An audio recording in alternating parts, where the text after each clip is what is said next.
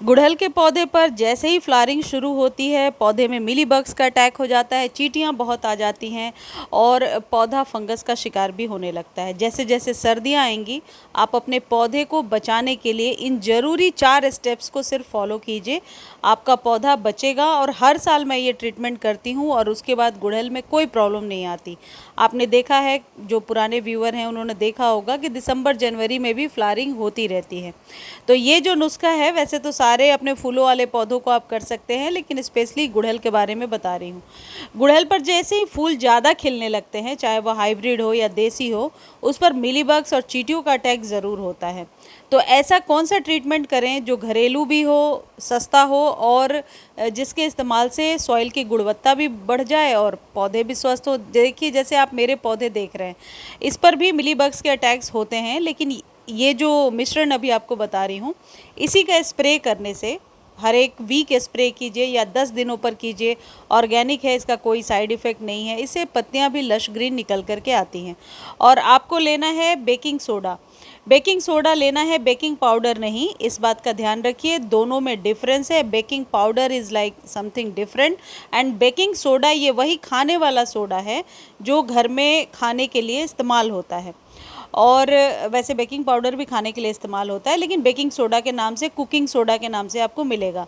और आपको लेना है नींबू, एक एक या दो भी ले सकते हैं। नींबू के छिलके भी इस्तेमाल कर सकते हैं, लेकिन उसमें फिर आपको उसको बॉयल करके उसका लिक्विड बनाना होगा। लेकिन यदि डायरेक्टली लेमन जूस इस्तेमाल करते हैं तो इंस्टेंट ये खाद बन के रेडी हो जाएगा। अब ये जो खाद बन रहा है, ये कम से कम 3 गमले के लिए। जैसा आपने देखा, 1 चम्मच मैंने बेकिंग सोडा इसमें डाला और इसमें करीब मैं 10 ड्रॉप लेमन के डालूंगी, लेमन जूस के 10 ड्रॉप के करीब डालूंगी। तो ये 3 गमलों के लिए बन जाएगा। यदि बहुत ज़्यादा चींटियों का अटैक है और पत्ते पीले हो रहे हैं, तो आप इसका स्प्रे बना सकते हैं। 2-3 बार छानिए और स्प्रे बॉटल में भर लीजिए। अदरवाइज़ डायरेक्टली आप सॉइल में डाल लीजिए, वो ज़्यादा ठीक रहेगा। अच्छा, ये जो लेमन ड्रॉप है, ये यदि 10 बूंद से ज़्यादा भी गिरता है तो कोई उसमें इशू नहीं है, क्योंकि ऑर्गेनिक है, तो कोई साइड इफ़ेक्ट नहीं होना है। अब इसका इस्तेमाल करने से क्या क्या आपको फ़ायदे होंगे। सबसे अच्छी चीज़ ये होगी कि गुड़हल पर आप लोग कहते हैं चींटियाँ बहुत आ रही हैं, स्लग्स हैं, बहुत सारे कीड़े हैं, तो ये जो बेकिंग सोडा है, ये आपके पौधे पर बहुत ही अच्छा काम करता है। बेकिंग सोडा के 10 से भी ज़्यादा फ़ायदे, चमत्कारिक फ़ायदे हैं। इसका इस्तेमाल कीजिए। लेकिन उसके पहले आपको क्या करना है, एक गमले पर 3 केले का हिसाब बैठा लीजिए। 3 केले के छिलके साइड में दबाने हैं। ये गुड़हल का ट्रीटमेंट है और ये आप नए पौधे पर नहीं करेंगे।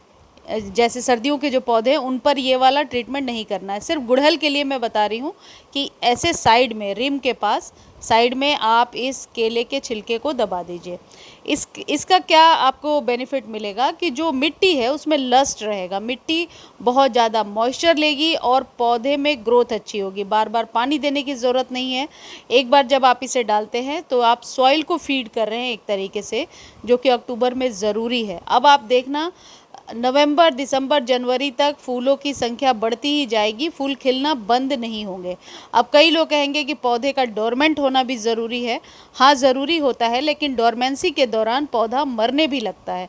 तो ये जो ऑर्गेनिक चीज़ें हम दे रहे हैं, जो केमिकल नहीं है, ये आपके पौधे को बहुत हद तक बचा कर रखेगा मरने से, सूखने से।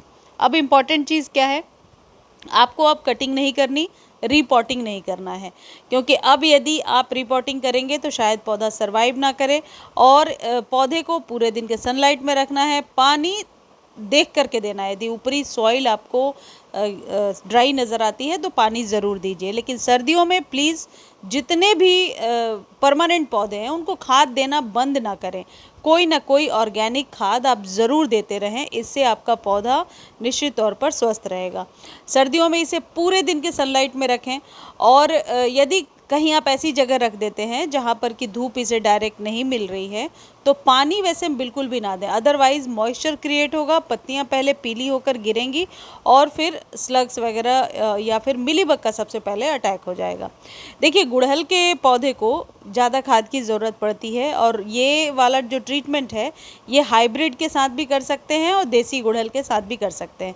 अब आपको गमले पर दिख रहा है वो लाइन खींची हुई है, ये लक्ष्मण रेखा है। जो लोग बार बार कह रहे हैं कि सारे उपाय कर लिए फिर भी चींटियां आ रही हैं, तो आप अपने गमले पर लक्ष्मण रेखा खींच दीजिए और उसके बाद ये ट्रीटमेंट कीजिए। चींटियां कहीं नहीं आएंगी, ना चींटी आएगी, ना वो अंडे इधर उधर करेगी और ना ही मिलीबग्स आपके गमले में पनपेंगे।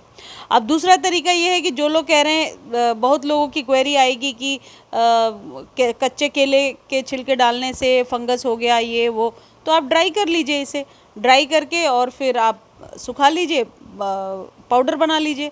तो फिर आप 2 चम्मच का हिसाब लगाइए, 15-15 दिनों पर डायरेक्टली सॉइल में डाल दीजिए, तो और भी अच्छा है। सॉइल को भी आपने फीड कर दिया और आपके पौधे को फ्री में पोषक तत्व भी मिलता गया। इस तरीके से आप अपने गुड़हल को आने वाले सर्दियों में स्वस्थ बना करके रख सकते हैं। और निश्चित तौर पर हाइब्रिड गुड़हल में तो बहुत ही ज़्यादा फ्लावरिंग होगी, जैसे मेरे गमले में आपको दिख रहा है। और जो बेकिंग सोडा वाला जो ट्रीटमेंट है वो मंथ में एक बार करना है, ये भी मंथ में एक बार करना है। 1 महीने में ये केले के छिलके गल जाएंगे आपके सॉइल में, फिर नेक्स्ट मंथ आप इसे करेंगे। बेकिंग सोडा वाले ट्रीटमेंट को भी मंथ में एक बार करना है। यदि आपके पास बेकिंग सोडा नहीं है तो डायरेक्टली लेमन पील्स को पानी में बॉयल करके उसके वाटर को भी छान कर आप यूज़ कर सकते हैं, स्प्रे कर सकते हैं। अब लास्ट में एक प्रो टिप है, जैसे ही गुड़हल खिल जाता है और अगले दिन इस तरीके से मुरझाया हुआ दिखता है, तो मैं जहाँ आपको दिखा रही हूँ उस जगह से, स्टेम के पास से इसे कट कीजिए।